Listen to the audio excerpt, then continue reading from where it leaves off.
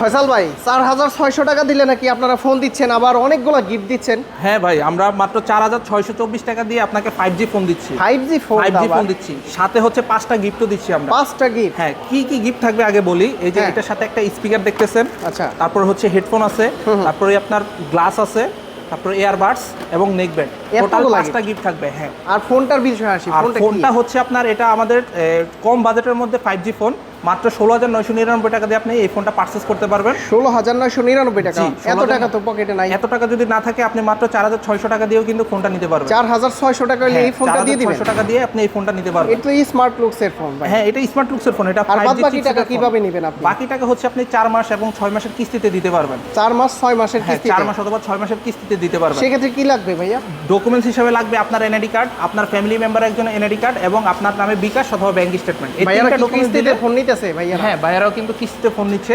আপনি এই তিনটা ডকুমেন্টস দিয়ে কিন্তু আপনি এই ফোনটা 4 মাস এবং 6 মাসের জন্য কিস্তিতে নিতে পারবেন।